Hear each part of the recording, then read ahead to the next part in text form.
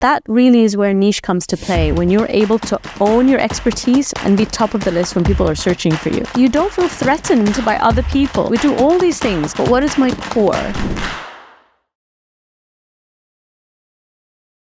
So I think it's so important. And in fact, like one of the key questions when we're working with anyone is to understand, like, what do you want to be known for? That's the key question.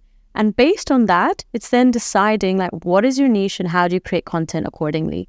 So I'm going to give you an example of one of my favorite clients, Chef Sven the baker. And I remember, when you think of a baker, what do you probably think about? Most people think of pastries, cakes, muffins, all these things. So we asked Sven, because if you type in the word in Google, you type in baker, you're going to see a whole list of bakers pop up. So we asked him, what do you want to be known for? And he said bread. So he's super passionate about bread. He can tell you about 350 types of sourdough. I know way too much about bread right now than I ever thought I would know. But there's a genuine passion there. He really understands fermentation and all these things. Anyhow, so we decided, right, that's what you want to be known for. That's the niche. So we branded him, his content, The Truth About Bread. And every video, he actually shares facts, information about bread. And the value that that's created is, it means when someone goes into Google, they type in baker, you get a whole list of people. You type in bread baker, bread chef, he's number one. And I think that really is where niche comes to play, when you're able to own your expertise, own your domain, and be top of the list when people are searching for you. And I've seen that happen. I've seen that happen time and time again. So I think just coming back to what do you want to be known for? And I've seen it even with myself. So, when I got overexcited about creating my own content, I thought, what do I want to be known for? And, created all this branding where I was positioned as the content creation coach. And I realized I understand content quite well. I'm very passionate about video. I understand social and all these other worlds. But is that what I want to be known for? Actually, I want to be known for my passion, which is the video and the TV. So even with that in mind, I now think that that was an error. I now think that I should have got even more niche. I think it takes time. So I don't think it's something where you can just suddenly switch and start talking about something completely different, because you've built your audience, you've built your credibility in a specific niche. So what I often recommend, there are two approaches, is that you either start slowly mixing your content in so that it's not such a big jump for people when you start talking about something completely different. Or the second is to have a completely separate page or separate account where you promote that.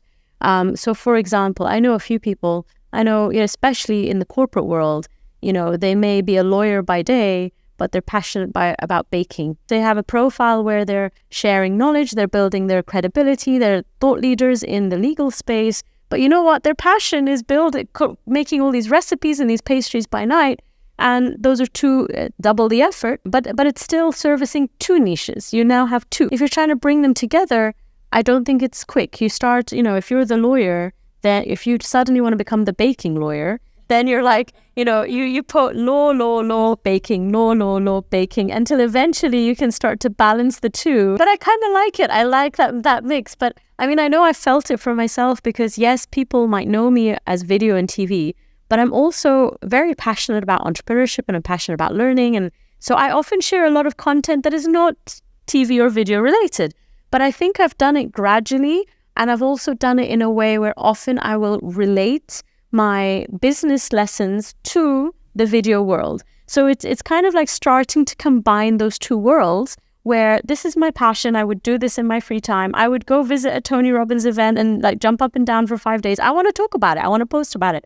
But then how do I relate that back to my niche, which is the video industry, and start creating that content simultaneously? And so that it's acceptable for people and they're like, okay, this is someone who does both. I think that's a key thing, representing your core business. So when I look at it, I'm like, we do a lot of things. We do support some customers with social. We do a lot of training. We do a lot of consulting. We do all these things. But what is my core?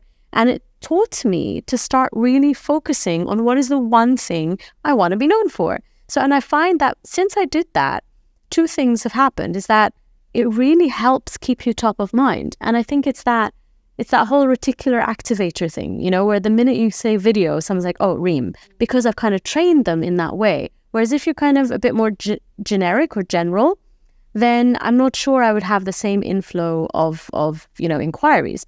The second thing that it really teaches you is the possibilities of collaborating with people who may, on the face of it, look like competition. So I think it's once you understand your niche, you understand your area of expertise, you own it, then you don't feel threatened by other people who are working around you, and you start to see the synergies and see how you work more closely together. So I really credit my experience networking in helping me zone in on what I want to represent as a business, and then just realizing, how that can then continue on through my content messaging as well.